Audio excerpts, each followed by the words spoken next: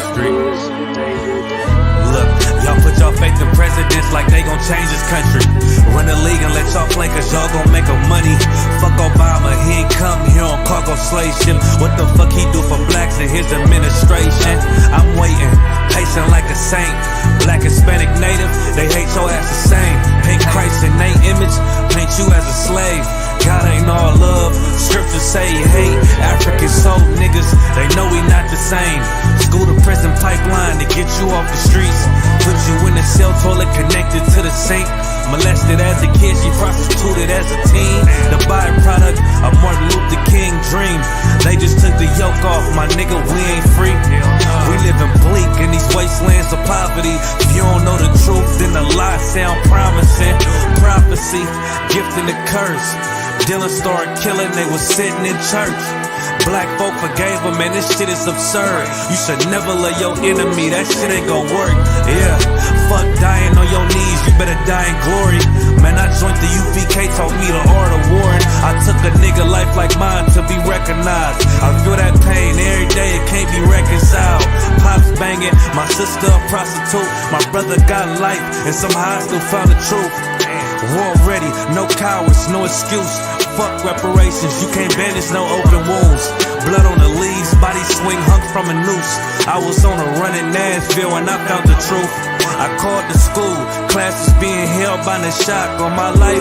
I want to be a gangster like a cop. Do this for my brothers, real brotherhood. Everything we do, we got it out this book. My nigga, I can never be no African. UPK the only authorized acronym. I'm passionate about my brothers and sisters. We in hell, I ain't got nothing against them. That's another religion. If it ain't under your honor, Amy murdered Botham and got a hug from your honor. That's the way out for a coward in my observation. They don't fear the Lord, they indoctrinated. Wolves in sheep clothing, Joe Osteen. Real priests bringing back black royalty. One West on my headpiece, ranking order. Can't let them trick me off the streets, I gotta raise my daughter. I got brothers at the border ducking ICE agents. I got the name change, it was life changing. My family thought it was a game, put on all black, they said I was going through a phase. There's more of us in jail than it was slaves. Chose by the Lord, we could never be the same. Soon as they born, the wicked go astray. They left the truth, they wasn't with us anyway. Niggas weak, they just saying anything to be truthful. We don't want no cowards anyway. Look, coronavirus, that's a plague. You don't get too much sleep when you waking up the dead. First camp, I cut off all my dreads. I took an oath when that oil hit my head. Niggas capping like they lids. I'm a priest, I never stick no fork in no pig. I was dead till I found out how to live. This brotherhood taught me how to be a man. I came back to my roots, I had to dig. A couple gaps I had to bridge. I got a rib, I'm married to this work. You wanna serve the Lord, he ain't in the Christian church. Came back to my roots, I had to dig. A couple gaps I had to bridge. I got a rib, I'm married to this work. You wanna serve the Lord, he ain't in the Christian church.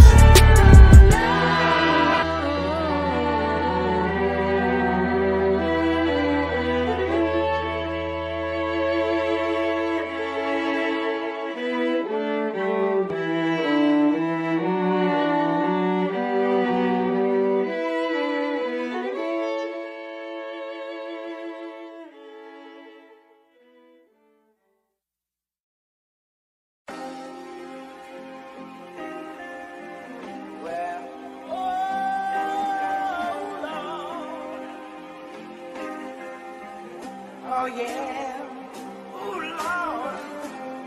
And if you don't give it, you won't get it, that's right.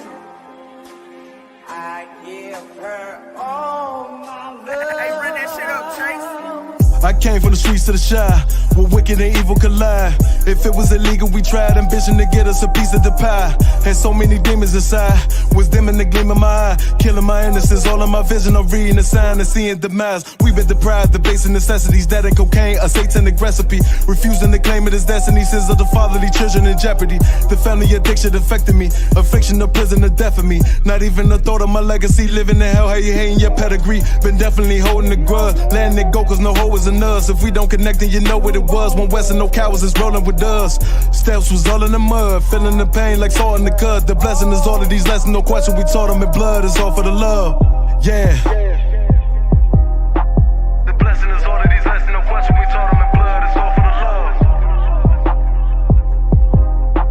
The blessing is all of these lessons, no question we taught them in blood. It's all for the love. I get an honor to command and Jenna Johanna for being the armor, protecting the message, delivered the Abba. Straight from the Father, He gave it to you, ain't making excuse. Though Satan is loose, kept lacing his boots, training and raising the troops. Perfecting the method of 7, one West in the hands was able to prove. Ain't stressing them niggas that never can step in the stand and stating the truth. My people could never imagine the hardest of winners you lasted. Extending the realest compassion for niggas that should have been fitted for caskets. How could you ever ignore the nigga who slept on the floor and was ready for war? Whenever it called, better this weapon is drawn. Election is sure, edging this war, front of projects of the Bronx. Now representing the Lord, the water for blessing us all.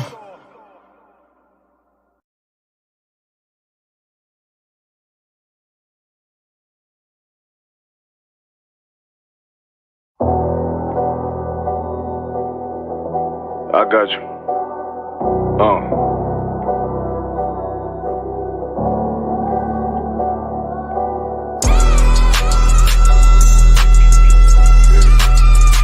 Let it ride real quick. Look. The city eyes.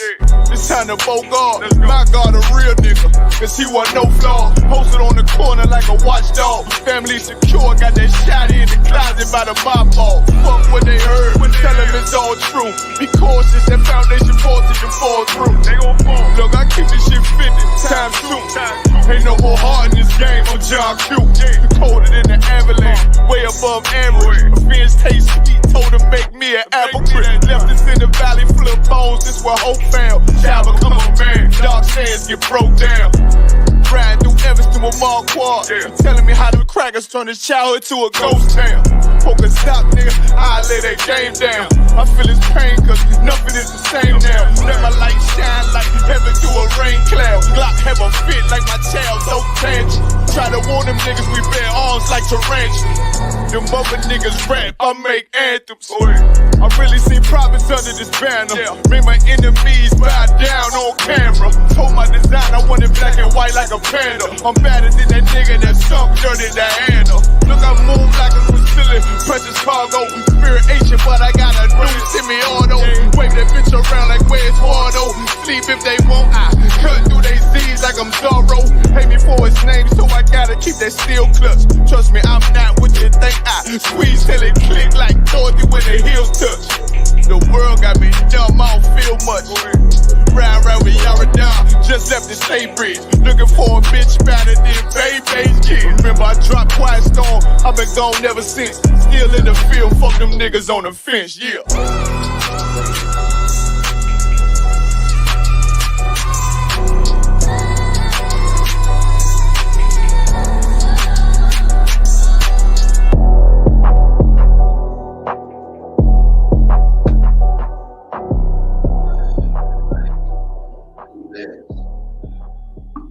This messes me up when they leave and everything open. I don't know how to do all that. Let me see now. So I think we might be able to do it now. Someone said, Good to go. you sure? So I can. Turn it on your phone to make sure. We good? All right, clap it up. All right, it's Isupk, One West, 125th Street, on New York. It's a Wednesday Chicago scripture breakdown class. So we unless does anyone we have any questions online? Any questions in the room pertaining to anything? Lord Christ. You got a question, Carter? Sluggy. So yeah, I had one question I wanted to ask about a scripture and concerning like if you forgive your wife for cheating on you, like you bring her back in. Like is this scripture that I'm about to read, I want to bring it out. When you say bring her back in, what do you mean? Like say your wife, she cheated on you, and then you brought her back in by like having sex with her again. It's like you forgave her. Okay, so we'll get the scriptures on it. But if you're married to a woman and she whores on you, and she goes out and does any type of promiscuous deeds with another guy, you cannot take her back by law. It's the law. You are not allowed to remarry a woman that whored on you. Okay, so is that when you're in the truth, or is that when you're in the world too? Well, if we're going by the biblical law. So if you say going by the world does everything. It doesn't really matter what the world's doing. It matters, but they don't give a damn. So in what context are we speaking? In the world, sir. So if you were in the world and your wife were in the world, that scenario?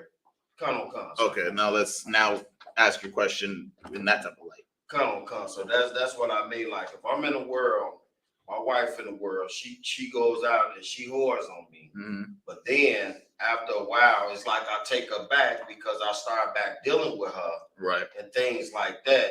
I want to see is this scripture a good scripture like pertaining to that? Let's pull it. Okay. Because you got to know, according to the Bible, that should not be a thing. You understand? Once a woman whores, you are never permitted to touch her again. Period. So if you're pulling a scripture talking about a man and a woman splitting up, she does her stuff like that, and then coming back together, there's not very many scriptures that would pertain to that, because the Bible speaks against it. So let's see what scripture you're talking about. Come on, sir. Where are we going? The water. Colossians chapter 3 and verse 19.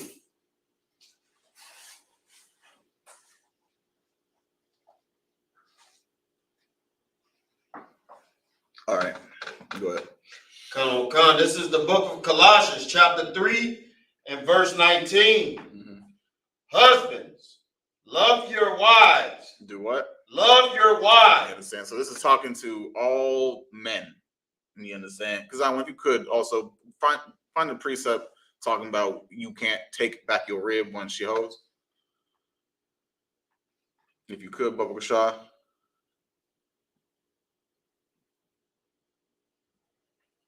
One second.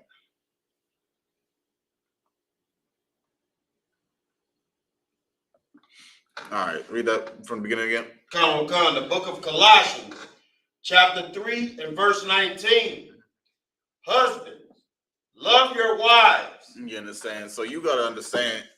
Also, husbands, love your wives. This should be, you should just know, like you shouldn't be marrying a woman unless you actually want to be with this woman. You understand? That means you ribbed her up, meaning you had sex, you courted for a while, or sometime you might have rushed it. It happens. You understand? But once she's your wife, you have to love her. And what do I mean by love? I mean, you gotta provide, protect, lead, all those types of things. Defend for her. You understand? And then you also got to teach her. You understand? Give her time. She's not always they're women. Their emotions are fickle. They hit different emotions 80 times in 2 hours. You understand? So love is having the patience. You understand? Knowing when to correct, when to discipline. You understand? When to show mercy and so forth and so such. You understand? Of course, sometimes you might get mad, and then now she's, a bitch and this, that. But sometimes you have to correct them in that form. Come. Right? So, but you have to always love her. You understand? It's law that we love our brothers and sisters. That's the law. You understand? Regardless of how evil they are. You understand? Now think about, for example, you see how Facebook is at least UPK Facebook right now is just bashing the purple people. You know, so you see everywhere bash this, bash that, assassinate this, assassinate that. Now you see all those types of things. People in the world, what would they think? So they think like we like them, like we just hate them. Right. They would be assuming that we're just hating them, hating on them, and doing all these different types of things because we have ill will against them.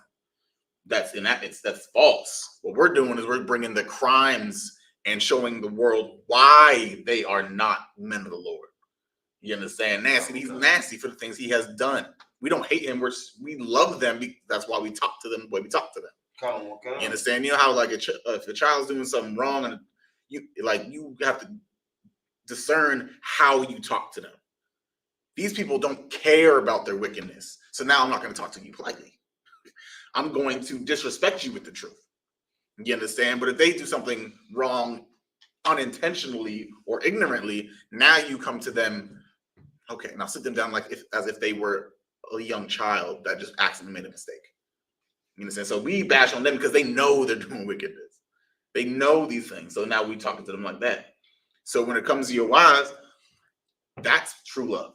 That's how you love your wife or your wives. You understand? You have to know how to gauge. It's a husband's duty. We're not allowed to hate our woman. Because if we hate our woman, we initially hate ourselves. You understand? Because like I said, the woman is a representation of you. So if you weren't hating her, really, you hate yourself. You understand? Because I want. Rocky, was you looking for the verse in the divorce, the one in Deuteronomy 24? No. Because I'm looking for the precept where it's talking about like you aren't allowed to take back a woman that whored on you. Like let's say your wife went and did some promiscuous stuff with the neighbor John, you can't let her come back to your household. I'll have to look for it too. But that's the type of love you gotta give to your woman, right? So keep reading. And be not bitter against them. You understand? And don't be bitter against them. What would this mean? Salaki, sir, like you were saying, like even when they being a bitch, don't let that make you have some type of bitterness towards them having a different emotion at times. Right, meaning like, I get it. Women are a handful. You know, I got my wife. She can be a handful at times. You know, every brother goes through this. It's just the nature of women. We got to deal with it. So go ahead. Nigga. Jeremiah 3:1. Is that what you? Let me check. But so you can't. Jeremiah 3:1 is what you said. Yeah.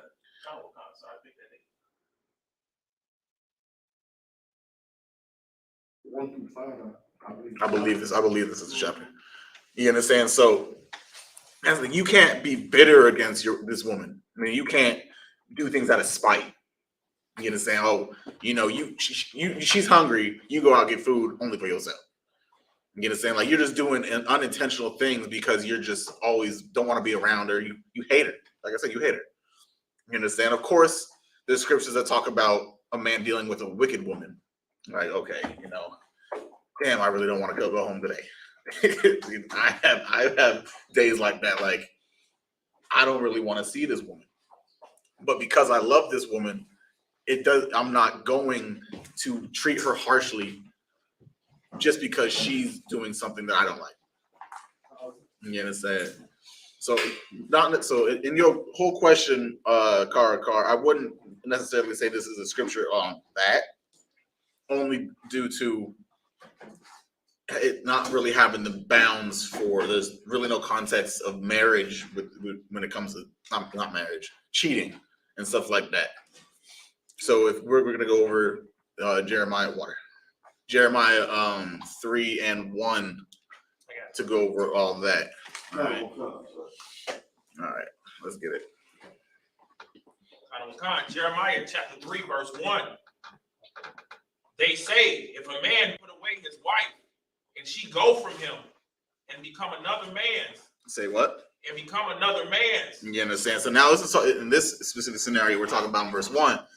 It's saying if a man puts away his wife, think about, you know, a man and a woman are going at it in their house, they live together, married, kids, all that good stuff, right?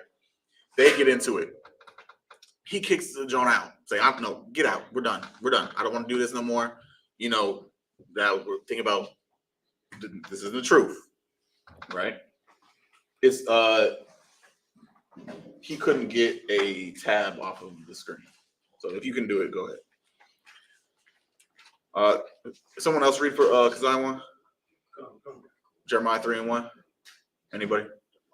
Jeremiah chapter 3 and verse 1. They say, if a man put away his wife and she go from him. You understand? So if this man puts away his wife, he's like, I don't want to be married no more. Get out. We're done. Right? And she goes, like she leaves. Go ahead. And become another man's, shall he return unto her again? You understand? Now she went and slept with somebody else. You understand? Well, like he put her away. So what any woman naturally, if she gets thrown out, put away from the man that she's currently with, what's she gonna do? She's gonna seek love elsewhere. You understand? It's in the human nature and our biological constructs to want to be partnered up. It's just who we are. Being alone is nice for a period of time, but there's always, you have the feeling like, well, I don't want to do this forever. You want a partner. If you don't have a physical partner with a female, you find partnership elsewhere, brotherhood. You understand? I'm not physically contact on that, but you see where I'm coming, right? So now, read that last part you read. And she go from him and become another man's. Shall he return unto her again? You understand? Now this is a question. It's saying, shall he return unto her again? Meaning, try to go get her back. You understand? Meaning, like try to rekindle whatever they might have lost. Go ahead. Shall not that man be greatly polluted? Say what? Shall not that man be greatly polluted? You understand? What does it say? What is it saying? Where's the land that's talking about? Tripper.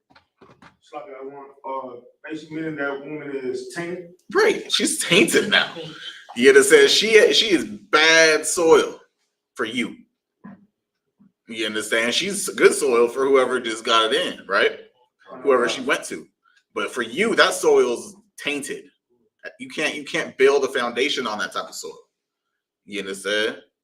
That's like trying to build a house on sand. You can't. Go ahead. But thou hast played the harlot with many lovers. Go ahead. Yet return again to me, saith the Lord. Do what? Yet return again to me, says the Lord.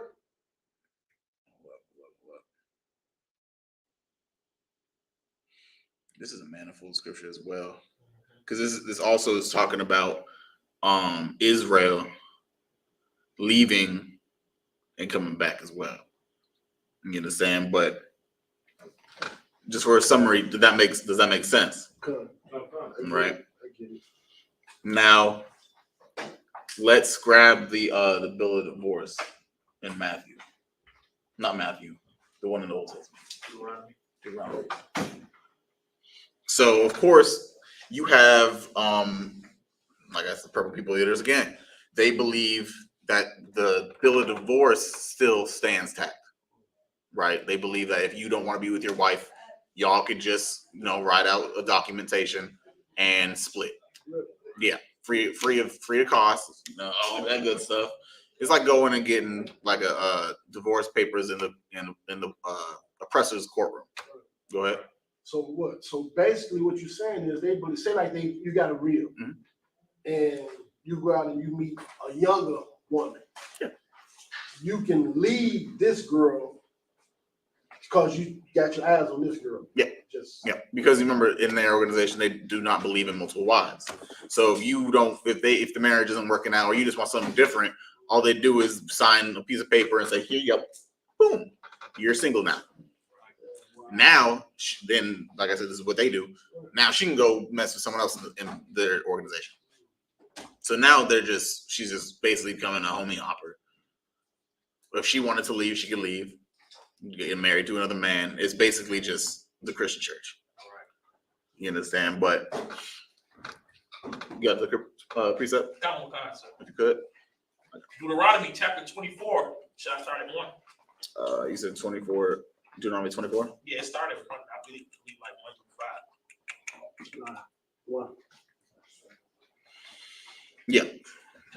Deuteronomy chapter 24, verse 1. When a man have taken a wife, When what? when a man have taken a wife Go ahead. and married her, Mm-hmm.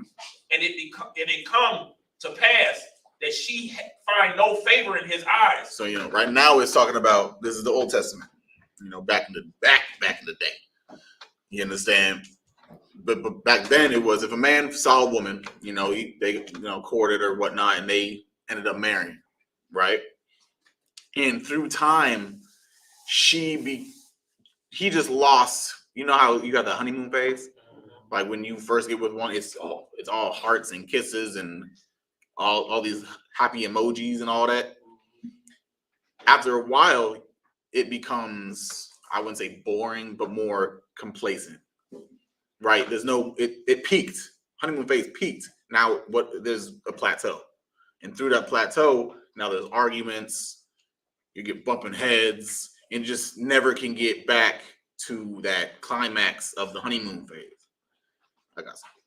You understand? So he loses it's kind of like losing interest. He lost interest in this woman now. He's seeing more and more flaws he doesn't like. Because you see, you always learning somebody throughout the entire course of life. People are everlastingly changing. You understand? Not saying with our morals, at least in the truth, we don't change. Our morals, we're good. You understand? But because life's a roller coaster. Ups and downs, job, work, money, happy, sad, all these things change the growth of an individual. So he ended up losing favor in this woman. I mean, he doesn't want to mess with her no more. Go ahead. Oh God. And marry her, and it come to pass that she finds no favor in his eyes, because he has found some uncleanliness in her. Right. There's something that he just does not like no more. Go ahead. Then let him write her a bill of divorcement. Do what? Then write her a bill of divorcement. Yes, and then back then, all you had to do was it's like being served. He just gave her the bill and said, bye. Go ahead. And give it in her hand and send her out of his house. Meaning, like, he just gave this woman her paperwork and kicked her out. Said, we're done. I don't want you no more. You're not making me happy. See, your cooking sucks. You got fat after these 2 children we had. We're just done. All right. I found her. She just turned 18. She's got her whole life ahead of her. You little worn down. I don't want you no more. Go ahead. Verse 2. And when she is departed out of his house, she may go and be another man's wife. You know what I'm saying? So after that, she's, like I said, she's newly single. So if she wants to, she can go out to the world and, just start the process over with another man. Nasty, but it's life. It's how it works in the world. Go ahead. Verse 3. And if the latter husband hate her and write her a bill of divorcement. So now the second husband did the same damn thing. So now you start the pattern here. So maybe there really is something wrong with this woman, or there's something wrong with these men. Right. Go ahead. And give it in her hand and sendeth her out of his house, or if the latter husband die, which took her to be his wife. Verse 4, her former husband, which sent her away, this is the damn precept. This is what I was looking for. I didn't believe in you. I had doubts. Go ahead. Her former husband, which sent her away, may not take her again to be his wife. You understand? This is the whole thing. So of course, now we're talking about two separate topics in this last 3 scriptures we just read. Now it was talking about the bill of divorce. That before Christ, if you didn't want to be with a woman, you just give her her divorce papers and send her on her way. Just go about your business. She goes by hers. This is how it used to be, right? So we'll grab the precept in Matthew on that. But now let's go to the second topic that is intriguing. Go ahead. Shlaki, real quick, the uncleanliness that they're talking about in verse 1, is that specifically talking about sinning, or as you were just touching on? It could be both. It could be Okay. either or. It could be the uncleanliness, and maybe she's just wicked as hell. Maybe she still wants to smoke weed and pop mollies. Who knows? Or it's just everything that she does is disgusting to him. You understand? Her attitude, her personality, because it's not a sin for a woman to have an attitude. You understand? Like there's things like you like, have you ever thought in your mind to your girl before, she might have not sinned or did something crazy, but you just dirty bitch. You feel me? Like, you tell me dirty doesn't mean it's physical filth. Feel me? It's just the way black people talk. So it could be either or. All right, keep going. May not take her again to be his wife. Okay, so now we'll go back to the divorce in a minute. So now we're going to the topic of a man that threw a woman away. She went, or the marriage failed. Let's say this is marriage failed in whole totality. So the marriage failed. They went their separate ways. She went and got a new man, and now that new man now passed. He just died. He, passed. But now the man that originally threw her away, he's like, man, I miss her. And she might have been this, she might have been that, but she did have some good box. You understand? Because like that's what men think, that because it's an easier route than having to work hard and hunt for a new female. The thrill of the hunt is not always thrilling. You feel me? You're like, well, I've been had her, so it might be easier. You have your dry spills. You don't have no woman or so forth or so such. So you think going back is more convenient than starting anew. It's just how people work in the world. You shouldn't operate that way. That's trifling, right? Now keep going. After that, she is defiled. You understand? So you're not allowed to have this woman again, ever. She is completely defiled. She was calling him all sorts of daddies and this, all that, bending over backwards, forwards, sideways, left, right. All these, the same things she did with you back in the day, she did with some other guy, and you want her back.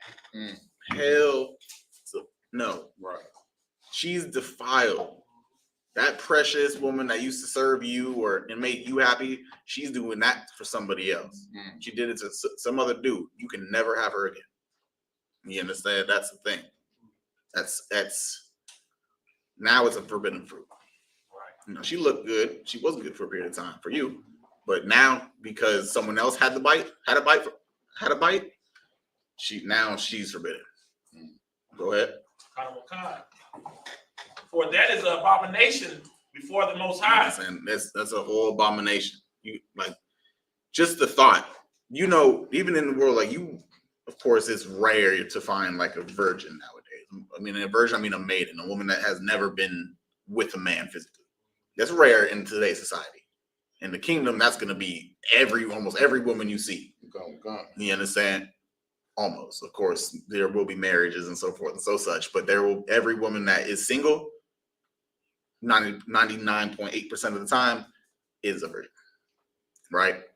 So, with that, it's like, I just lost my whole train of thought. Reread that. After that, she is defiled, for that is an abomination before the Lord. Keep reading. And thou shalt not cause the land to sin, which the Lord thy God has given thee for an inheritance. Yeah, definitely come back. But that's all I was saying is you can't touch her ever again. You understand? That's forbidden. You understand? If she can get with someone else, the dude died or whatever the case may be, she's allowed to remarry. But it can't be you. You shouldn't even want that back. There was a reason it fell apart in the first place. And then y'all went your separate ways. Move forward. The Lord wants you to continually grow and move forward and progress. If you go back, try to get an old marriage, old fling, or something like that, you're degressing. You're going back. It's called the past. Don't go back to the past. You know, so you use the past as a lesson to learn, not a place to say, you know, nice and tranquil. Because it wasn't tranquil. It failed. Right. There were problems. There were issues. Trying to rekindle something like that is bound to fail. Right. Okay. You understand? Especially if it's built off of a foundation that was a sin. Right. You understand? So that's that. You wanted the scripture in Matthews as well? Yeah, for to show them that the divorce is done away with. Right. So everyone understands that you can never remarry someone that you have been with before. You understand? So you had an ex-wife, she's ex forever. You understand? That's his life. You understand? So now let's go back to how, you know, like I was saying before, this had two individual things inside these last 4 precepts. First was the divorce, because that's what they did back in the day. Now we're going to go to the New Testament, where Christ came and did away with that. Go ahead. Matthew chapter 5, verse 31. It hath been said.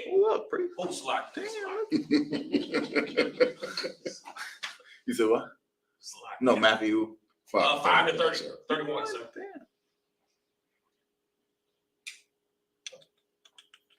All right, go ahead.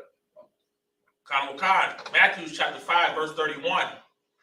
It hath been said, whosoever shall put away his wife. Right. So when it says it hath been said, that means it was said in before time. Because this is what we just read a second ago. That said what?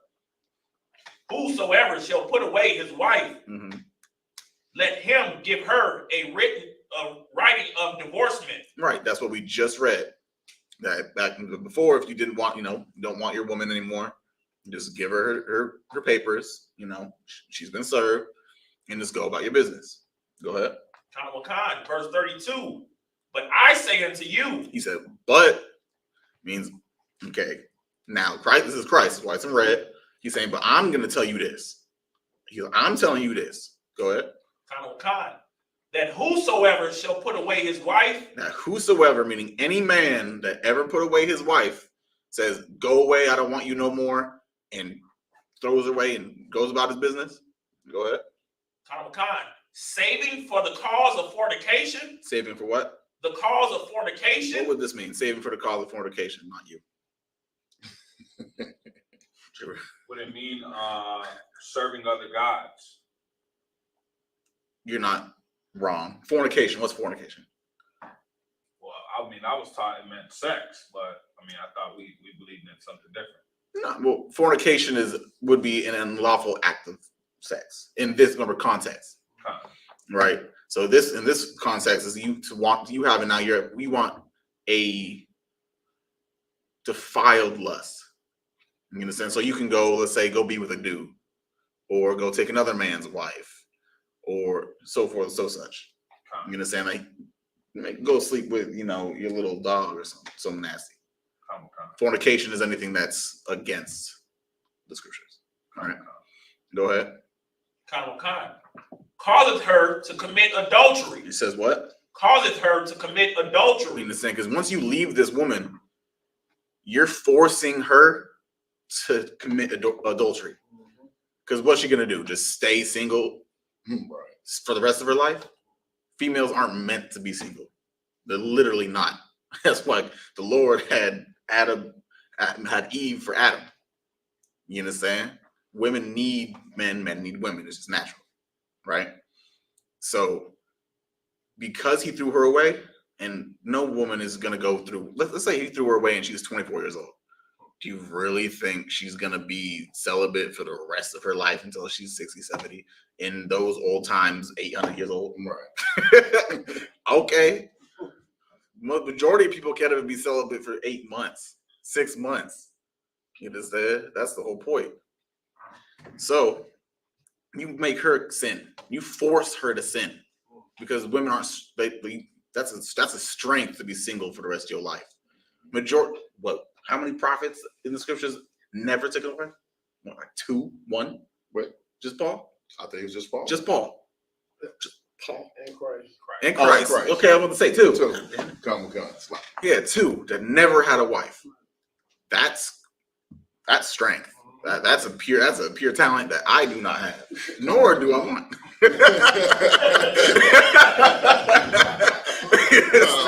Keep that talent.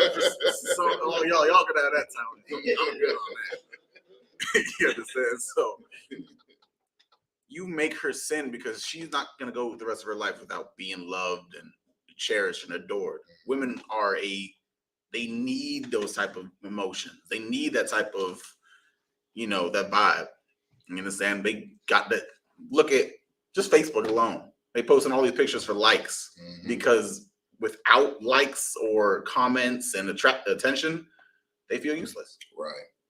That's the whole point. That's why you have all these women on OnlyFans and social network, all the social media websites showing everything is because they need the attention. Women crave it.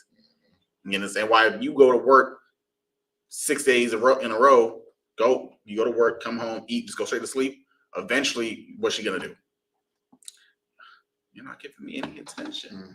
She's gonna start blowing your phone up, piss you off, and now because you're denying her something that she craves, you're gonna get mad at her, and now it's a whole argument. Right. You understand? That's why you have to find a balance with everything in life. That's why the scriptures say if you have two wives, if you get one wife and get another wife, you can't stop treating the first one any differently. You can't just now give this one all your attention because she's new. It's like a new toy. No, you have to maintain a balance now. You understand? Because you're going to cause her to try to find, she's going to end up trying to find that attention somewhere else. It's just the life. Right? So go ahead. And whosoever shall marry her that is divorced committed adultery. And not only does she just sin because you threw her away, this innocent man over here that had nothing to do with nothing, just wanted to find a good woman, saw her. The majority of times, women don't like to share past stories like that. You understand? Women are very keen on not sharing a lot of their pasts. You understand? You gotta kind of force it out of them sometimes, right? So due to that, this new guy is all innocent over here. Majority might be innocent at least because he got with her. He just sinned. Right. He just committed adultery and might have not even knew it, but it doesn't matter. And what is the penalty for adultery, according to the scriptures? Not you. Death. Death. You understand? So because of your selfishness, your weakness, you caused this woman and this other possible innocent Jake to now have to suffer the worst penalty basically ever. Death. Slocky, if I may, does that apply now? What do you mean? Now in This school? this law that we're talking about, Yeah, this is what Christ is saying. So this is what Christ is saying. You cannot give no more divorce papers. Divorce, this is him eradicating the concept of divorce. Period. So does that only apply to us in the school, or so for example, if you're trying to court a woman from the world and you don't know nothing about her, right? But she's portraying that she's single, but her husband left her and divorced her. Now you're courting her, then you marry her. Are you then committing adultery? So in that context, so what does the school teach about women? I'm just going to start at the bottom and work my way up, right? Where the ground level, we're about to climb some stairs real quick. So in the school, what do we read after every class? Well, that they're supposed to, you're supposed to have 6 months of shutting themselves to the world, and then 6 months of courtship. Do you think that should only apply just to the individuals that are supporting in our organization or in the truth? Or should you apply that to everything? Come. So what you should really do, I know, brothers for weeks, it happens. What should you really do? Have the sister come to the school and basically be part of the school. My point. Do the exact same process that you would do with the sister in the school with the sister in the world. Same process. I'm not saying that you have to say, come to class every day, wait until the school gives you a new name, because 90%, there's a great chance that if she does that, you won't marry her, because she's gonna, after a year's 6 to 9 months worth of time, she might find an interest in another brother, right? But what you should do, if you want to talk to her and engage that, you have to use your time wisely and figure everything out that happened in the past and guide her here. When I mean here, I mean legitimately here. You know, saying to the nearest UBK near you. Bring her to classes, feast days, holy days, barbecues, events, and so such and so forth, and so such, and teach. You understand? And you now let her change. Let her change. And once she changes, everything in the past was irrelevant now, because she's a new person. Go ahead. So in the common experience, a lot of the times the woman's not going to be coming into the school. You're right. You know what I'm saying? And the reality is you're going to be courting these women, and eventually you're going to sleep with them. So does that, if that happened, if her husband left her, and that happens, are you committing adultery?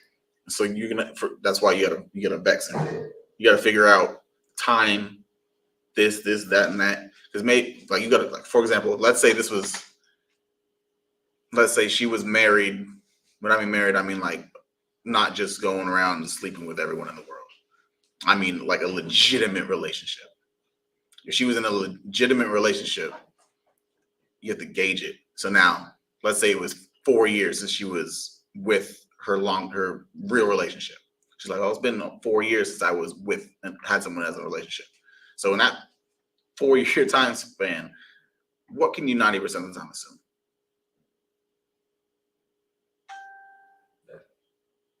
That she had sex with someone else? Well, probably a decent amount. Yeah. So now that's gone. Now she's just for lack of a better word, she's just a hoe now because of something that happened to her. Like I said, now that's why you wait your time. If she can go 9, 10, 11 months now without dealing with you only, she is becoming a new woman. You understand? So yes, you can do that.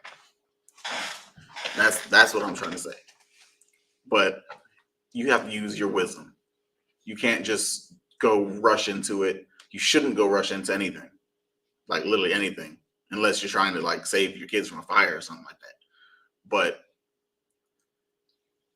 it's a very fine line between sin and not. Hold on. So, if I may, Get your hand up too. All right. In today's society, a lot of these young women, if you talk to them and they say they're not in a relationship, and then you ask them, well, when the last time you had sex? Mm-hmm. Some of them are lie, but a majority of them, they'll tell you the truth. I'm being honest with you. It's just, you got to ask the right questions. Right. Like I said, you gotta really, really. And you got to don't forget about hot girl summer. Oh God. I mean, so I don't want to spend too much time distracting you go. class. It's definitely But everything we my say. thing is, it sounds like you're saying the way that we kind of mitigate the adultery is if she's a hoe. If she's a hoe, if she's now her husband left her for not being unclean because he didn't want to be with her, he divorced her, right? Which he then made her, forcing her to commit adultery, and then she went and slept with multiple men. Now that it justifies us to come in. Right. So it's like the first initial cat she went to next, that was the adultery. Now it's like a reset button almost. Normally they would have already been dead. Now they're just living under grace. You understand? They should naturally be down in the dirt. But because of the Christ and all that, we have all the grace. So she has more of a chance. She's giving chances or another chance to find what she might or might not deserve. You understand? Like the same way we should have never really came. We should not be here. You understand? Think about all. So it's like the same way.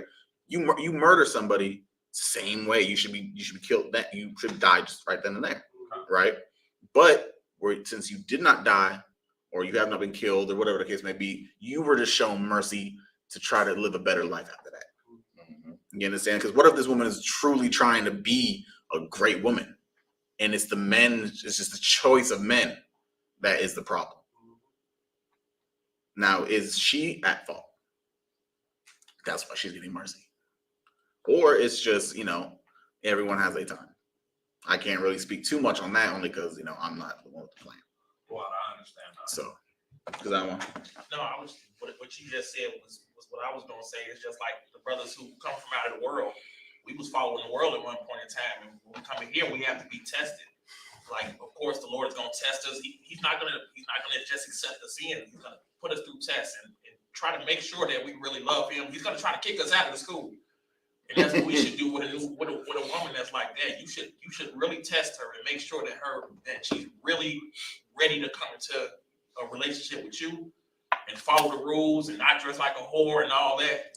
That time, that 6 months means something. It means you should test her, test the demons on her, and make sure that she's really approved to be with you as a man. Correct. So, like, sir, so say she committed the adultery in the world. She comes in here, she becomes brand new. But her husband, she committed the adultery on, he don't come in here. He stays in the world. But he takes her back while he's still in the world after she done came in here. She should have never went back. So then she's not in here. You feel me? If she did go back, that's on her. Because guess what? The same shit's gonna happen. So there are, unfortunately, plenty of cases where sisters have came into the school and men have not, or they came into school single. Let's say they came into school single.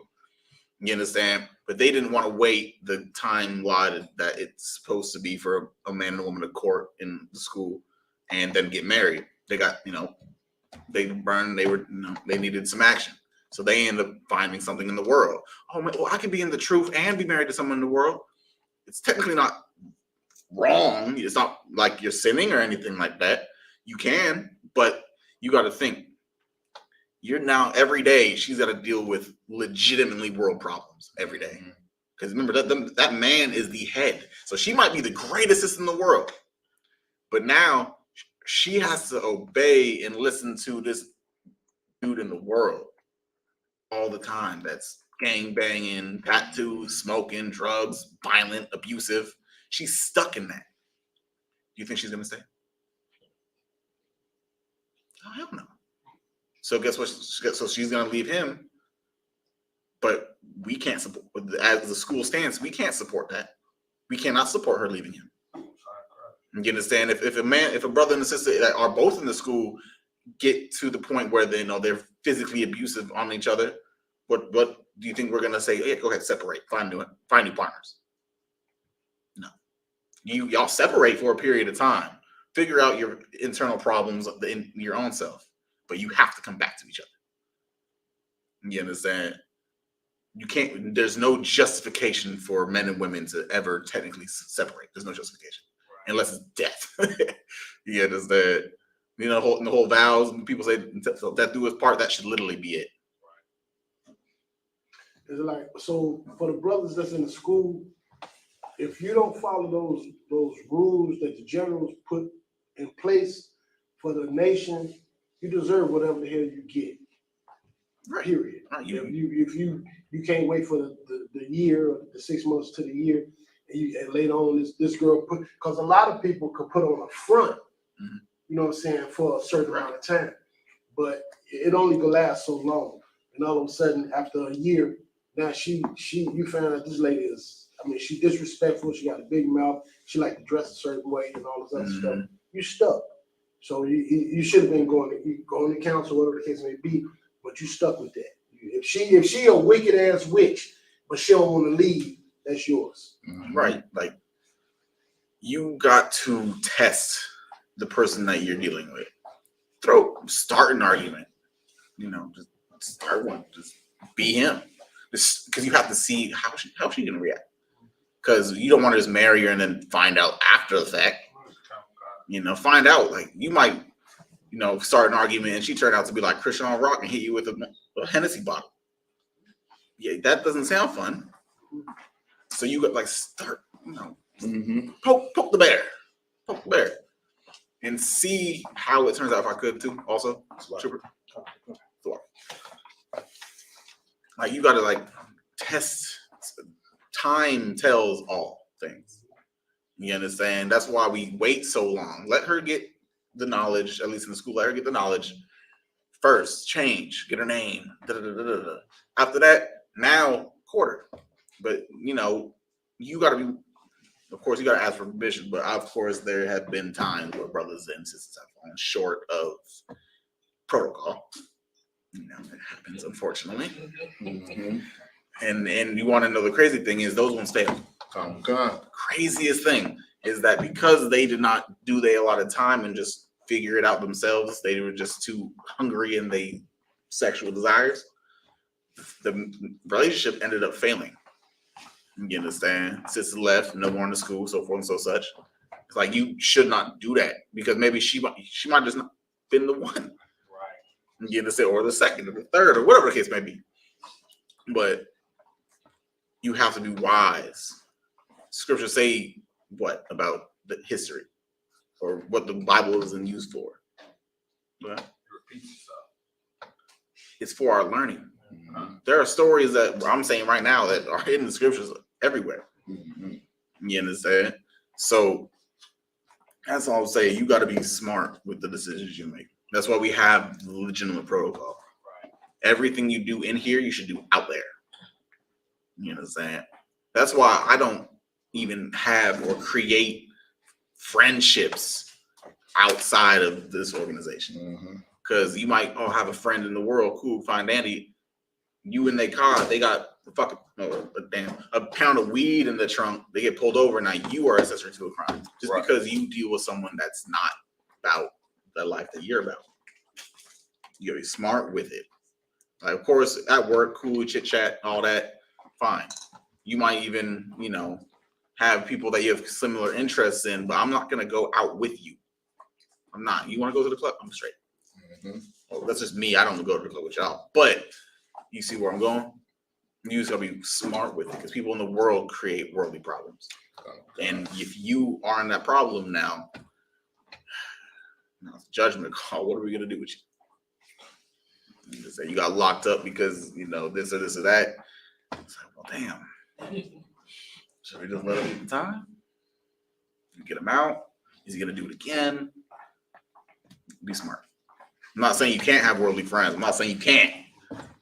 You just gotta make that decision. It's the same way with women, right? But go ahead. So I was gonna see if this scripture, which you were just talking about, this scripture pertains to The worldly friend part or the female part? The friend. You having friends in the world. Go ahead. It's Proverbs chapter 13, verse 20, and it goes to 22. But he that walketh with wise men shall be wise. Right. But a companion of a fool shall be destroyed. That's a perfect precept. You just say, get a brother ahead. That's a perfect precept. I mean, in this is like you become who you hang around with. Like that whole friend group thing that people they always talk about. If your certain circle is this way, you end up eventually becoming that way. That's real. You understand? People be like, well, you think about one man that has the motivation to become great, but every one of his friends is just a drug addict and is a whoremonger. Every time they're together, they're always just smoking, and peer pressure is real. Unless you separate yourself from that group, you won't have the motivation anymore to become the man you want or believe you should be. Because if you don't have a supporting group, doing it alone is almost nearly impossible. You understand? You need, that's what I say. Just look, the Lord has females just so men can be great as well.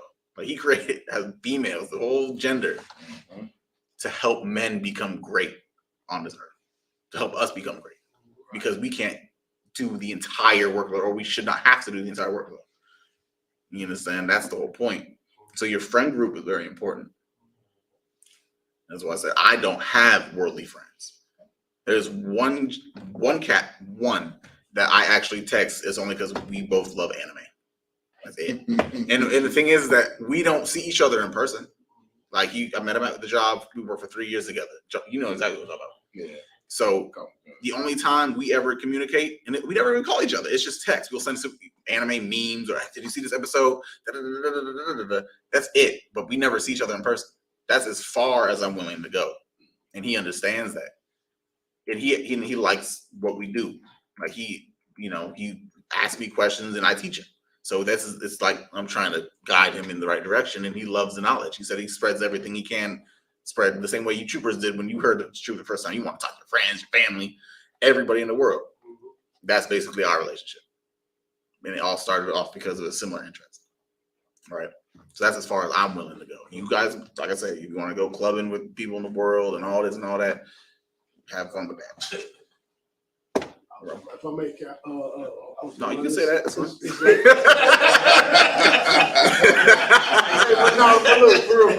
Look, we have in the school. We have to be careful as men who we hang out with, because if a brother's not in the school, I know for myself. I'm speaking for myself. Everybody that I know either selling drugs or gangbanging.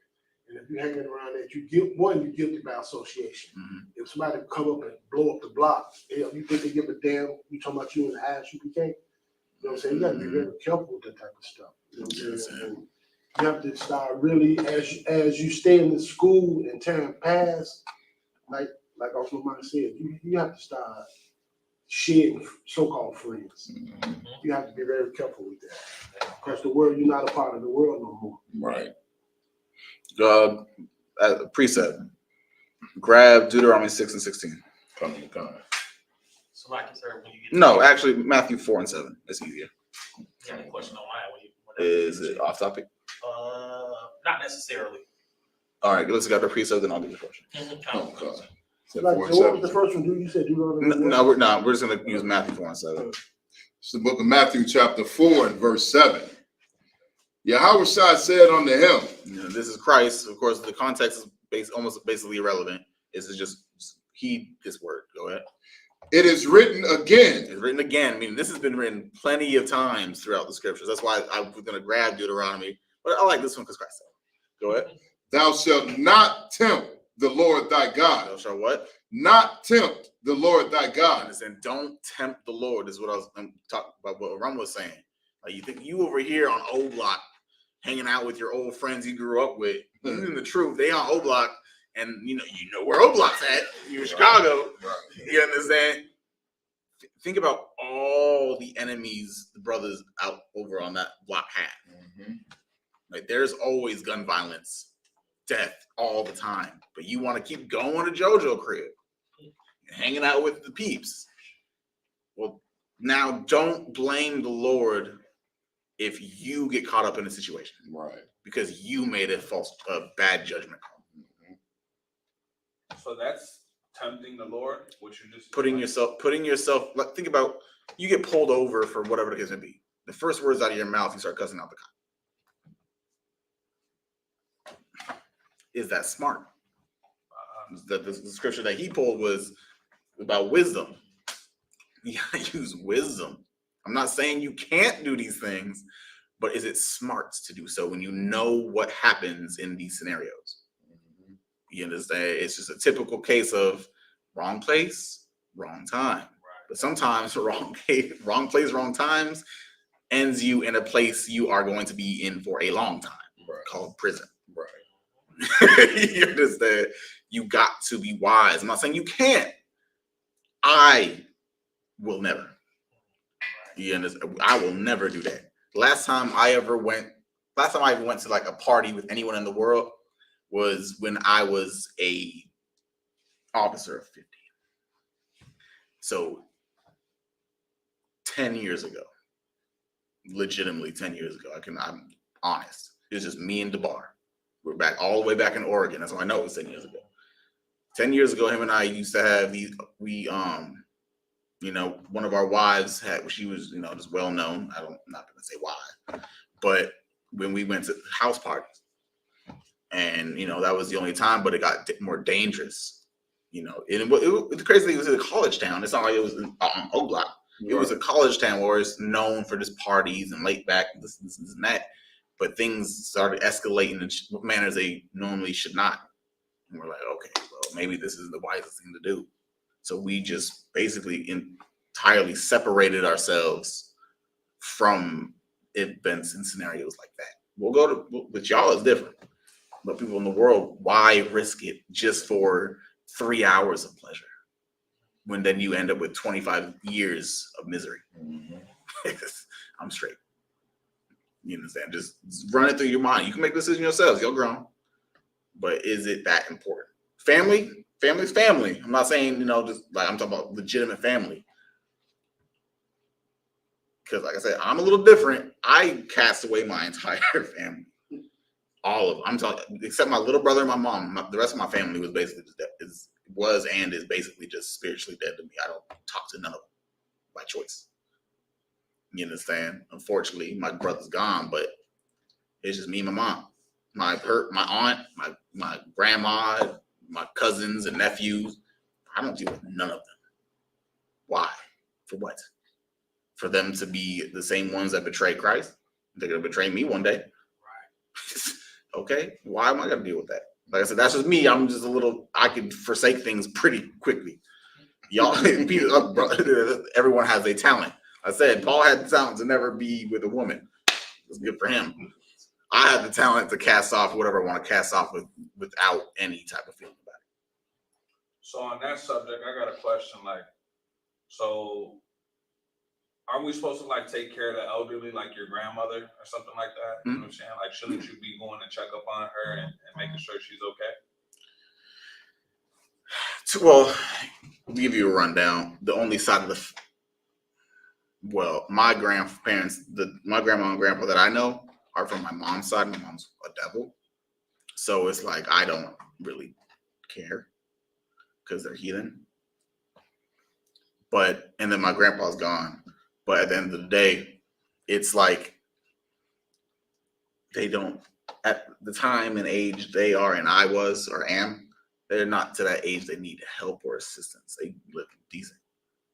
You feel me? And then, like I said, my grandpa, they got, my mom's the middle person. She can handle that. You know what I'm saying? Like, my mom get old and needs assistance. Like, I had to help her out today. I sent her some cash. You know what I'm saying? That's the whole point. That's my mom. But my grandparents, that's my mom's job to take care of. That's just how I looked at it. But like I said, it's not like if you can't, you can't. And then, like I said, because my grandma isn't my biological grandma either. Everyone biologically I'm related to that's an elder is just my mom. And of course her sister. But that's, like I said, not my problem. That's what her kids are for. So I'm gonna use myself as an example. My mother's mom, she's an Israelite, she's a Latino woman, but she's obviously not in school. Mm-hmm.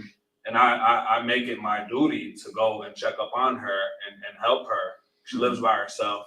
Right. So I make it my duty to go check up on her at least once a week and spend a couple hours helping her with house stuff. Mm-hmm. And just doing that, even though she's not the easiest person to be around.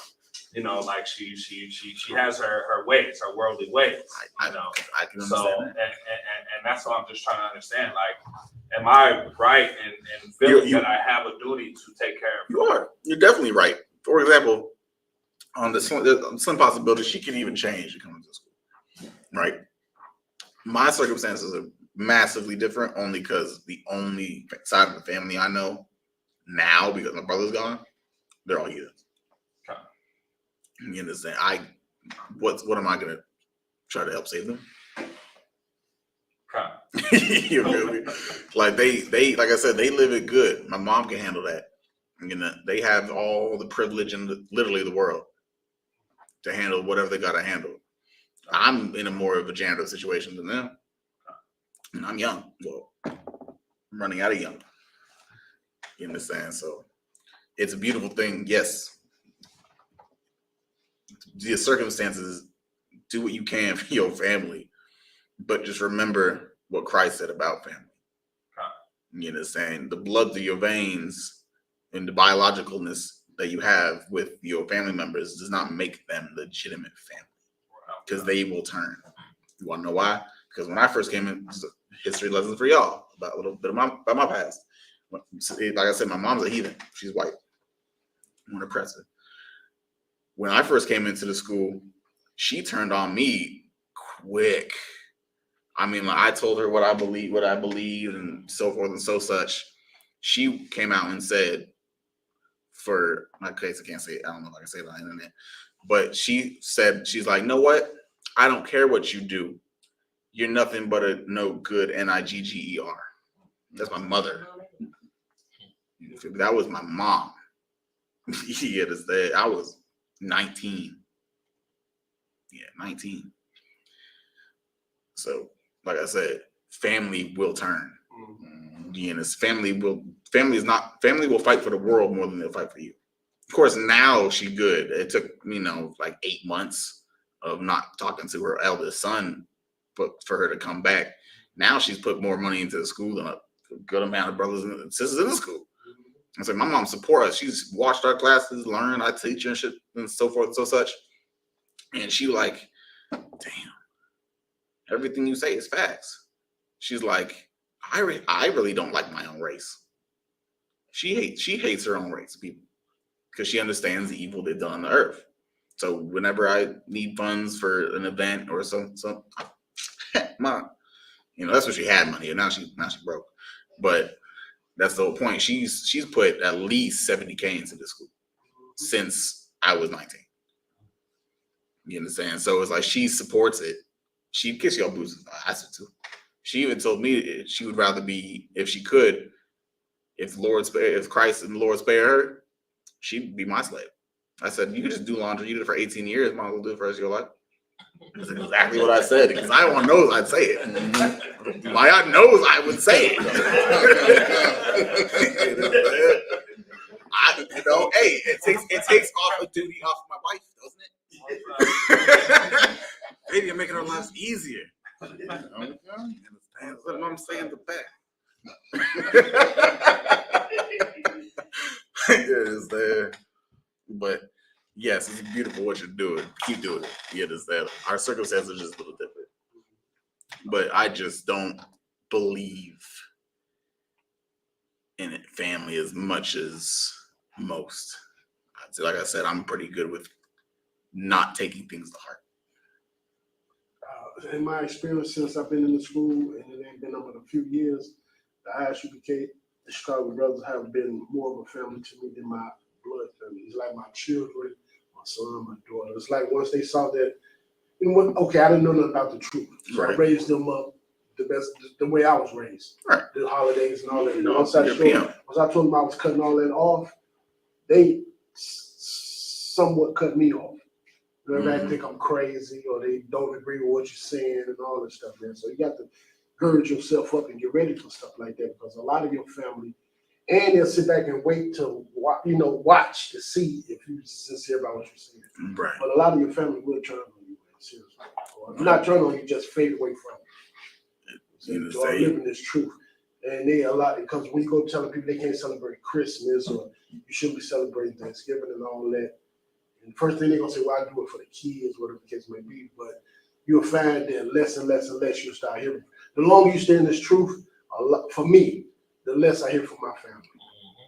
It's just when people don't have things in common, they tend to end up separating. You understand? So the only thing in common now you have with family is basically just blood. This genes, it's genetic. You understand? Because a lot of the love you get from your family was mandated love. You know, so it's not love that they had genuinely. They might have. I'm not saying it's not. But I'm saying you got to think also, this is also a possibility, is that the love they have for you could just be because, yeah, he's my brother. Yeah, that's my son. yeah, that's my sister. It's more like, because people be like, you hate your brother? You never talk to them? Like, they'd be strange to hear those type of things. Because it's like, well, that's your family. You have to love them. Right. You got to love them, but doesn't mean you have to deal with them. You understand? That's what I was saying. Like, you don't have, like,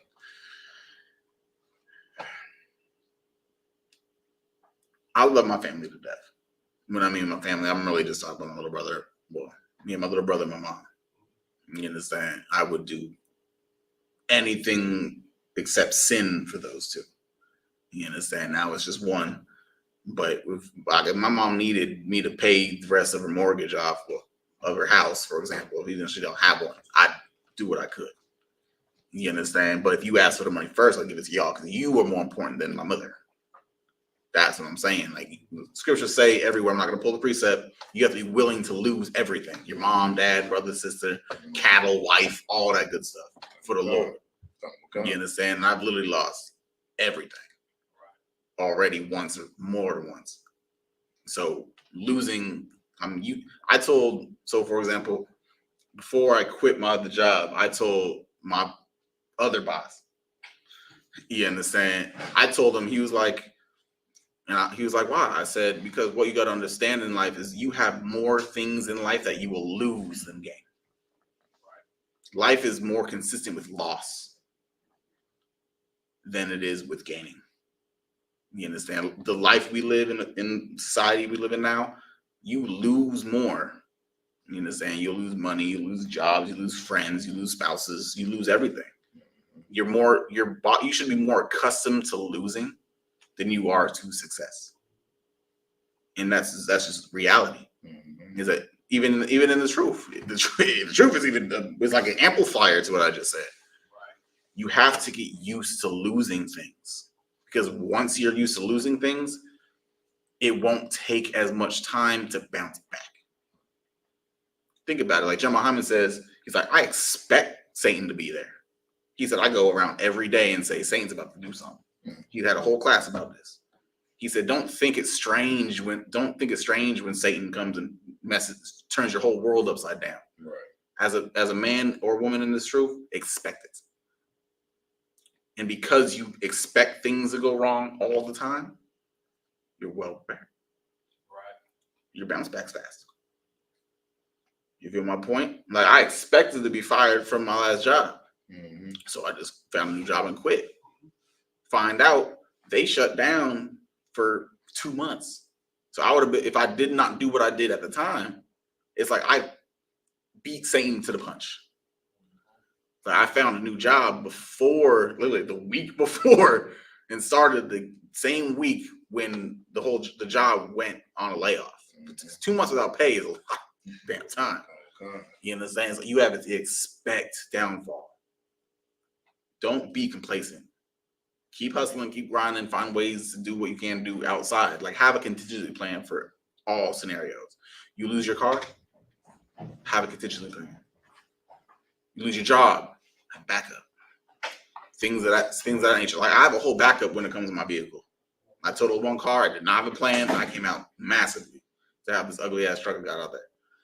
So, like, if I have a contingency plan, if I end up losing that, always think of a backup plan.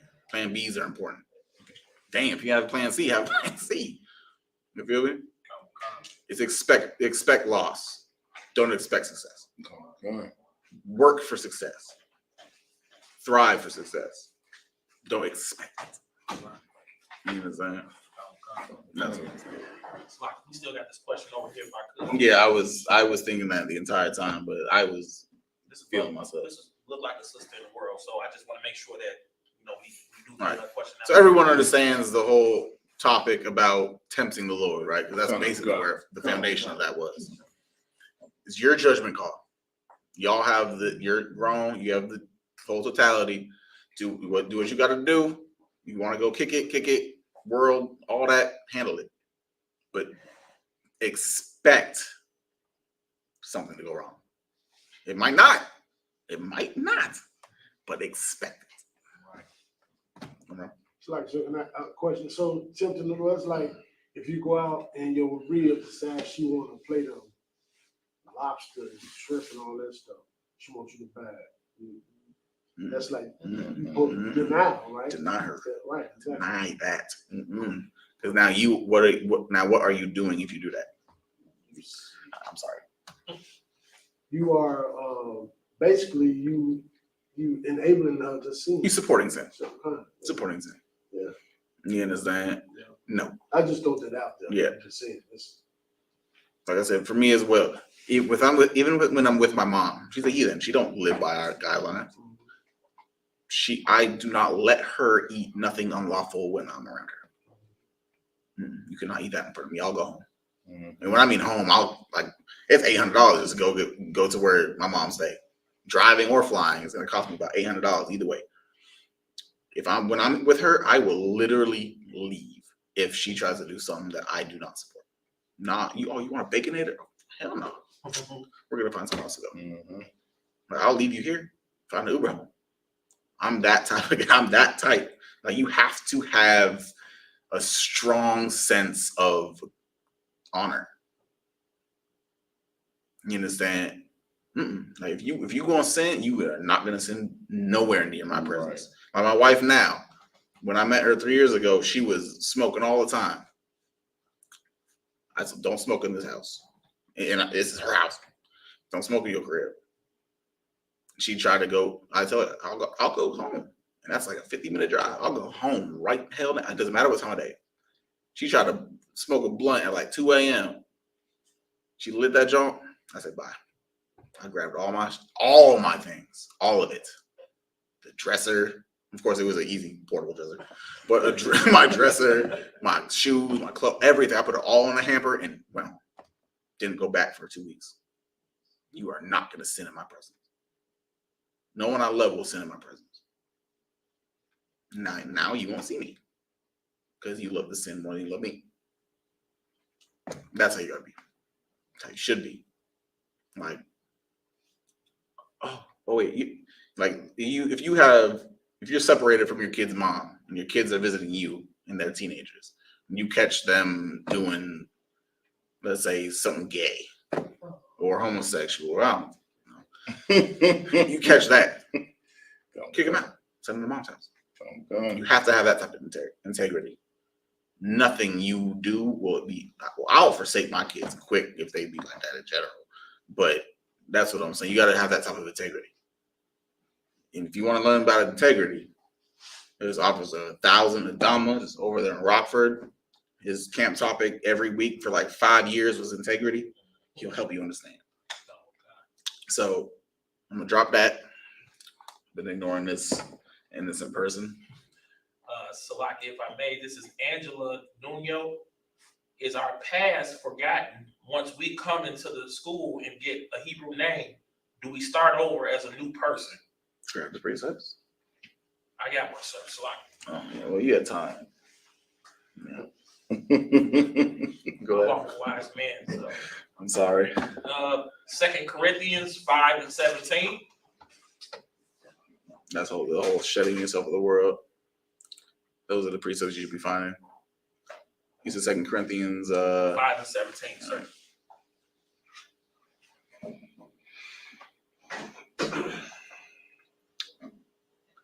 Don't mind me, y'all. I've been going on a lot of rants lately. That's why there have been more words and less Bible. I apologize. Ready, sir. But grab the shedding themselves. There's more? Yes, please. Hey, class is over in 30 minutes. Remember that. 5:17. Go ahead. Khan, 2 Corinthians 5:17. Oh, no, I'm good for now. Therefore, if any man be in Christ. Say what? Therefore, if any man be in Christ. So if any man, this is also women. Remember that. If any man, woman, be in Christ, you understand? Meaning you following him, you believing in him and doing what he said. Go ahead. Khan, He is a new creature. He's a what? He is a new creature. He's a whole new creature. You know what I'm saying? Like, you see how didn't even say man, you just something different. You know what I'm saying? You were always a man by gender, but you wasn't a man by right. You know, you gotta think, you gotta understand the difference in what I just said. Just because you're the biological man doesn't make you a man. You understand? Because there's a lot of B words with rods out here. You understand? They acting all effeminate. You see the whole LGBTQ community nonsense. There's a lot of there's a lot of bitches out here that have rods. You understand? That's spiritually and physically, unfortunately. You understand? So you gotta understand. Once you follow Christ, you are a whole new creature. Right. It's like you're a monster. Yeah, UPK, we monsters. We monsters that follow the right cause. Go ahead. It's like I know y'all done seen what happened at the White House. Refresh my memory. Come on. I saw it, but it happens everywhere. It just shows which way this country is headed. Yeah, it's going towards the rainbow. Like, they're finding the end of the rainbow everywhere. This is not good. And the end of the rainbow is not money. If it was money, let me stop. That's the point. Signed a bill where they can't. All LGBT plus books are allowed in the school, right? And in the library. That's almost so it's becoming a I won't say a law, but it's more of like a political belief that public schools have to celebrate Pride Month. I watched it on of course I watch everything on TikTok nowadays. TikTok has more information than the news does sometimes. I saw like they're having entire celebrations. They're making all children walk around with pride shirts and swinging flags, and they decorate the hallways in the schools. I'm talking about in elementary schools. They're doing this in elementary schools, and they're starting to make it basically a mandated thing. Like the same way we're aggressive with the truth, well, they're aggressive with being gay. And that's just how it is. So it's almost, and then they make it illegal to homeschool children. You see the plot. It is there. They didn't even twist it up. They made it all. They don't. They definitely twisted it. You understand? But that's the whole point. That was going to be what I was going to talk about, but you know, we definitely spent all of our time on this. Just more answer. Yeah, if you could just restart on it. Mm-hmm. 2 Corinthians verse 5, verse 17. Therefore, if any man be in Christ, he is a new creature. Mm-hmm. Old things are passed away. Say what? Old things are passed away. You understand? Old things are passed away. What does it mean by that? I mean, you're not going to be a drug dealer. You're not going to smoke weed. You're not going to be the person that you used to be. Right. Commit the sins that you used to commit. You're going to learn how to fight off your demons. You're right. So now, I'm saying this strictly as a priest. When you hear, for example, words like passed away or past, in context that we're speaking right now, being overlooked, basically that's what they're saying. It's overlooked. It's irrelevant. When I saw passed away, the first thing in my mind was Passover. Why? Because the Lord overlooked everything that they were doing, all because of the lamb. All because of the blood, I mean. You understand? That's the point. If you following Christ, the things that you did before you came into the school, remember that's important. If you're still doing things that you should not do in the school, you're not going to get overlooked. You are definitely going to be targeted. You're going to be targeted, and you're going to feel like the world is uprooting you.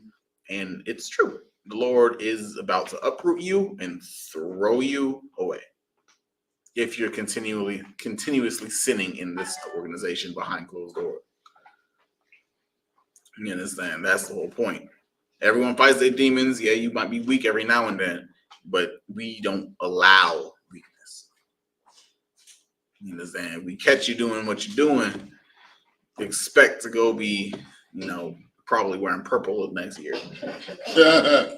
I'm just being honest. You understand? Because brothers and sisters do get excommunicated from this school. You understand? There are things that are not welcome, and there are not forgivable. Like I said, adultery. You understand? Like brothers have been adulterized in here. Maybe not in this specific room, which yes, in this specific room, I ain't gonna say no names, but that's just the fact. You understand that they were cheated on, and now their spouse is gone, and over here, wishing they could be in UPK, but over here, wearing a strange color or believing in strange things, right? So your sins and your transgressions, once you follow Christ, of your old name. Think about the name that you used to have. Just think about it. Think about how you used to be. I talk about my past all the time, quickly. You understand? Whenever I'm talking to someone in the world, which is pretty rare because I don't like dealing with people. This is just a mandated thing I'm doing now. I'm joking. But my first thing is I tell my past. Man, I be getting so high, but I don't be knowing why. I'll be like, yeah, I get it. I get it. It's been 10 years since I've touched anything like that, but I was once doing things that you probably will never get into. And I tell them, I was, wait, you smoking weed? Oh, you a baby. That's nothing compared to things that were done in my past. And I let them know that so they can use that as a learning tool to say it can be overcomable. You understand? I told a 19-year-old yesterday, literally, that I was at the work with, they had been a lot of downtime, and they were like, man, I just go home and smoke, and I don't know why. He literally what he said. He's like, I fell asleep, woke up not knowing where I was or how I got here. That's a red flag if I've ever heard of one. That's dangerous. That's very dangerous. All because you want to smoke a plant. And he's like, you know what I mean? I said, I know what you mean, but I let that go 10 years ago. Mm-hmm. I hate 10 years ago. You understand? That's the whole point. So, Zama. Oh, God. All things are become new. Say what? All things are become new. You understand? Everything you do once you come into this organization, once you get your name, you are accountable for everything you do that you might do that you used to do in the world when it comes to sin. You understand? You can't come in here and just pump fake and act like this in front of us, right? And in front of priests of the Lord and think you're just gonna get away with it. Cool, you can fool us. We people. We're easily fooled, unfortunately. Mm-hmm. You understand? That's just the being more feeble than the Lord. This just happens. But we see the angels and the Lord see everything. Right. You understand? Physically and mentally, we are more feeble than the angels. Right. You understand? And they are in the rooms you walk around all the time. Just think about, just think in life. You have a personal angel around you every day. It's every day. Like if you're being watched, that means you have an angel by you at all times through life.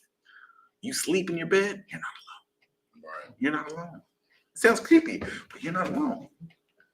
But think about it on a major level though. You over here at the crib smoking a massive blunt because you live alone in the school. I'm saying if this was the case, I'm not saying anyone's doing it. You smoking a fat blunt, smoking out your bong and doing all these disgusting, vile things. You think you're alone. That angel over here is sitting down on your couch, for real, while you sitting on your bed, and he's just watching. This, like, he's thinking, this goofy MF. Like, I'm telling you, like, you gotta understand, the angels are black. They talk like us, just in a different language. So they're seeing you do this thing like, I see you, nigga. Right. Like, you have a personal angel. This might not be the same angel every day. You understand? But you have an angel following you 24/7. Think about that. If Christ is gonna come back with 100,000 angels, that's just to do, and that's just that. That's just the angels for war. Think about the numerous amount of angels he has. There is up in heaven. You're being watched at all times. It's not like they have some might, but it's not like they have this floating eyeballs that follow you around. No, they there. Go ahead. So is that just for people in the truth that are being watched and followed, or is that everyone? Everyone on this Israelites earth, in the world, or everyone, even heathens. So think about. I got you, sis. Just think about this. Definitely not heathens. Lord don't care. You understand? They're doing wickedness at all times. So the thing about us, right? He needs especially us. You understand? So think about this. We over here.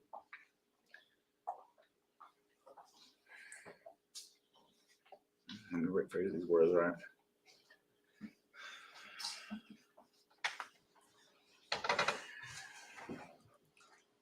Think about everything that has, when you've been in a school, think about things that have happened badly to you, right?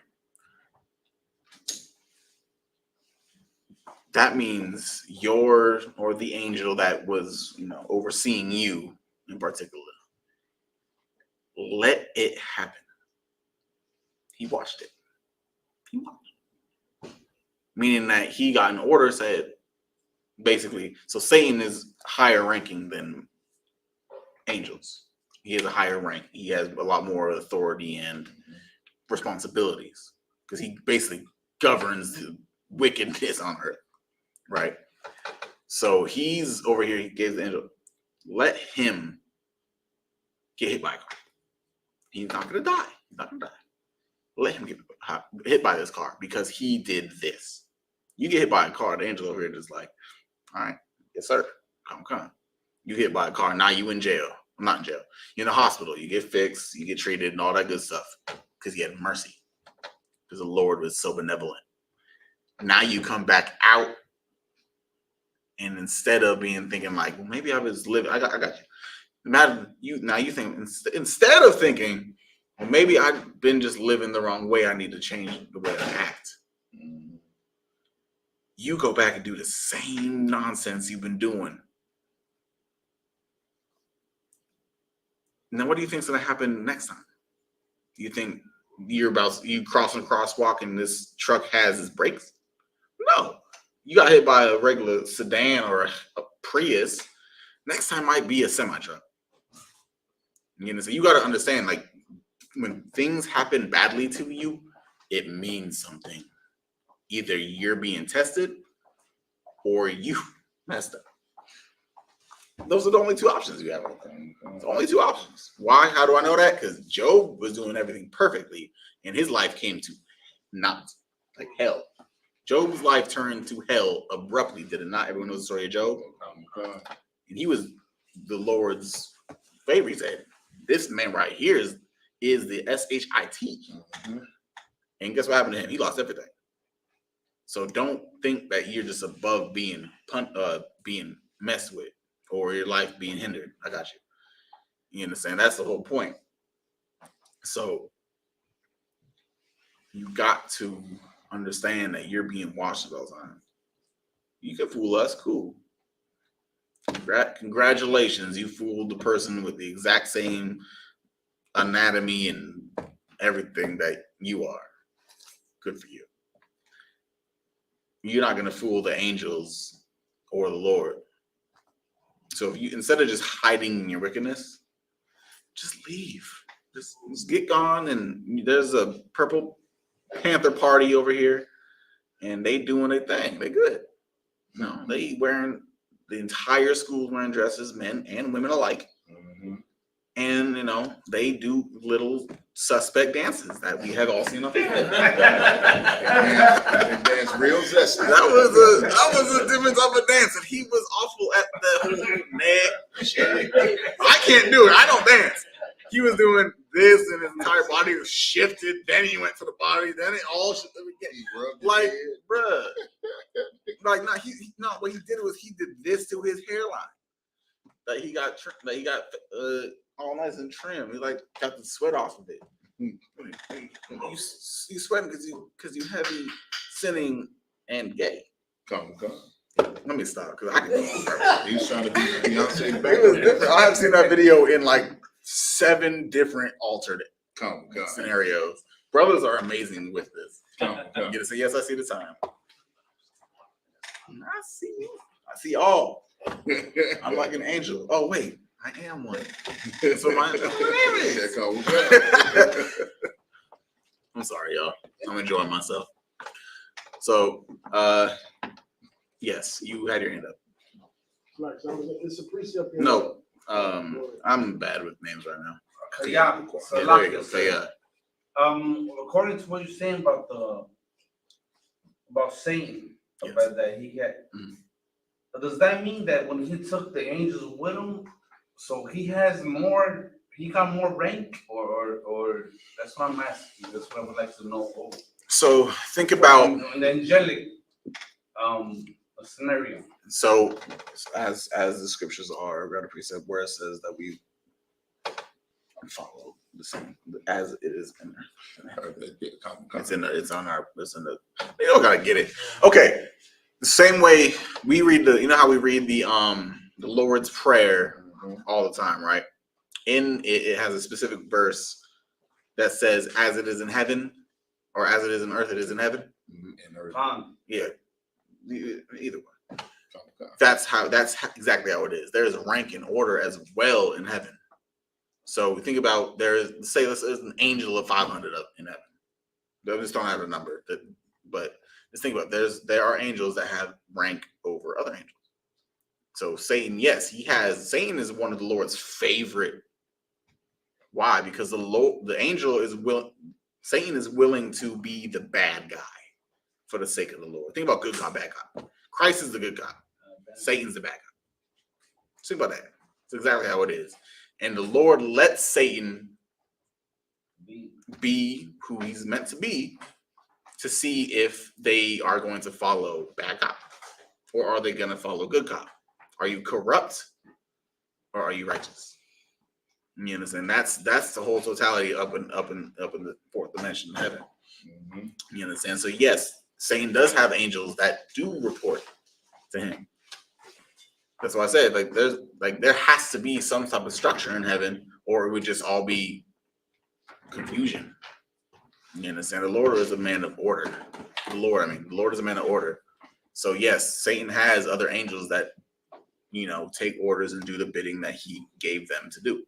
Same way I'll tell these brothers to do something, that they'll come back, and now I know what the hell y'all got going on. Think about this. If I gave Yardon the order to do a house check on all of y'all, have a brother go to every brother's house and see how he's living.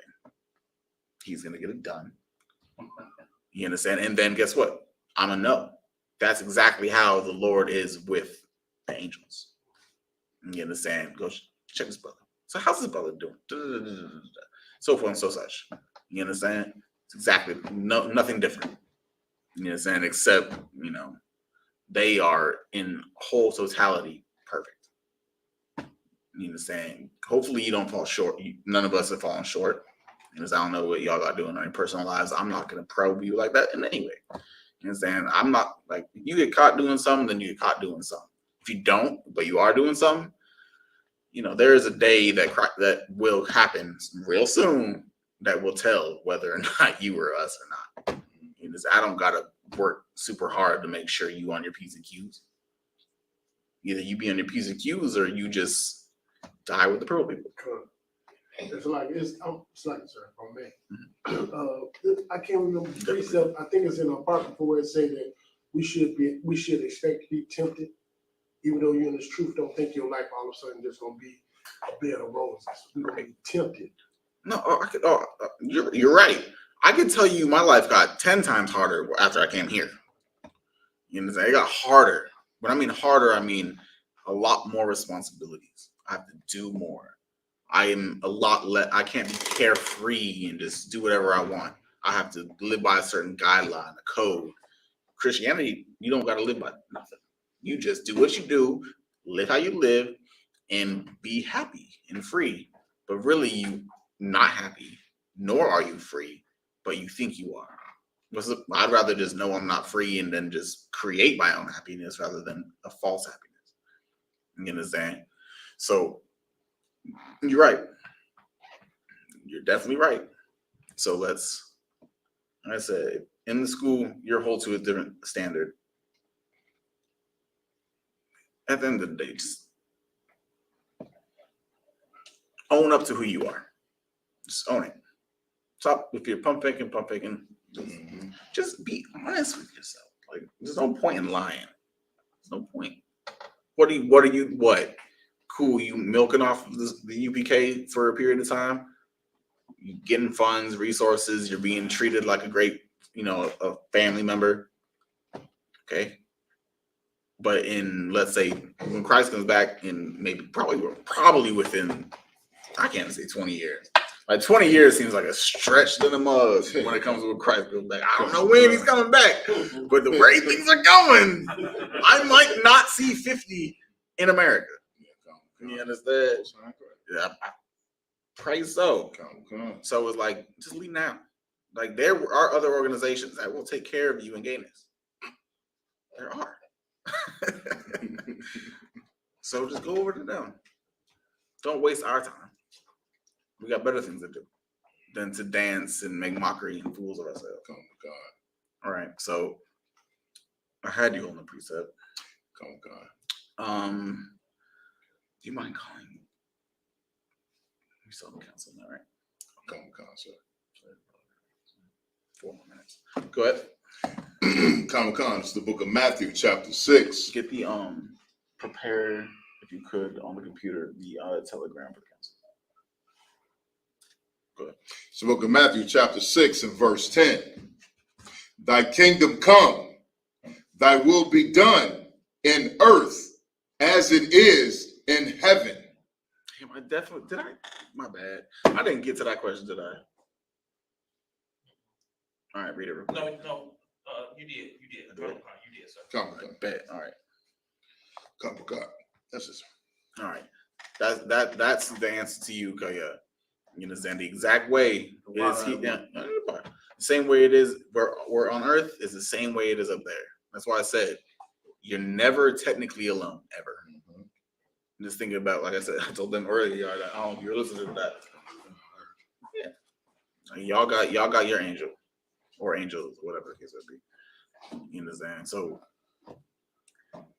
just a word of advice from my humble little me. Be wise. If you're not sure if what you might do is not wise, call. There's always a man above you. You understand? Call me, call these men. It doesn't matter. Don't call the general. He's got probably a little more pressing matters to handle. Call me, Mayad, Yardan, Cat. No, call everyone else besides Cat. You understand? I don't want to. Why the hell is this man calling me about something so simple? Right. Yeah, call us. You understand? Call the officer 50 above you. Call the 5,000. Call the 500, 1,000, 5,000. If you have a telegram, so technically we are impossible to. We can't ignore you. You don't have our physical number. But as long as you have Telegram, then technically you can get through to us. Because we all have this group chat that I load sometimes.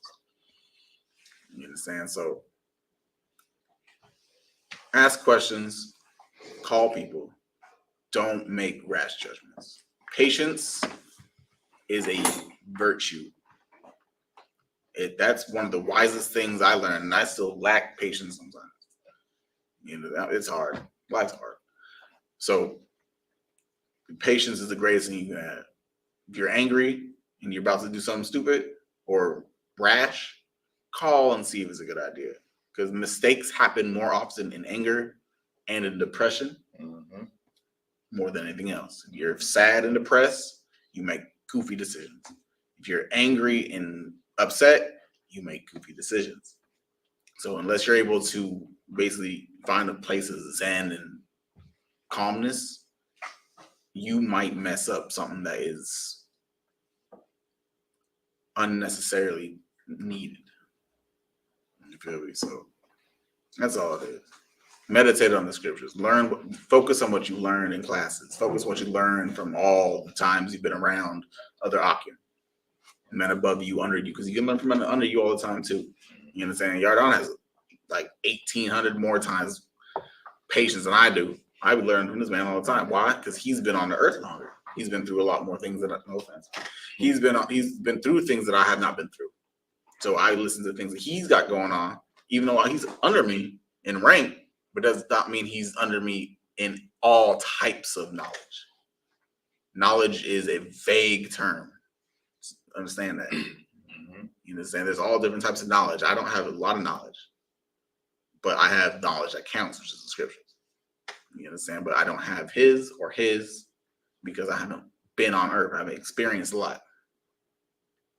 Call the ones above you that might have been through the things you are going through now. Right? So with that, I'm gonna give a big everybody. Just making sure everyone knows that the Isupk Midwest Fire Weekend will be hosted on July 27th through the 30th. You understand? We have a lot of things major in store.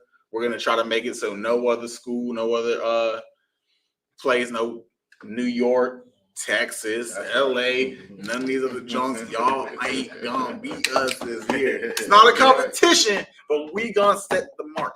That's right. I'm letting you know now. I'm going big. Big on big on big. You understand? So make sure to come through to Chicago. You understand? On July 27th through July 30th, we are going to have the Midwest Fire Weekend, and make sure to come. You understand? If you need any support in any type of way, call the next UPK man in Chicago. That's right. Yeah, you understand? So with that, I'm passing the class over to Priest and Officer Cargo.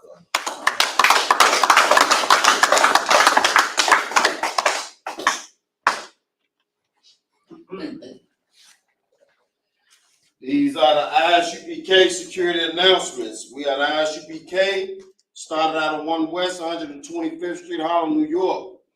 Rule for a new brother and sister. When a new brother or sister comes into the school, they are off limits for 6 months. They are to be saluted only.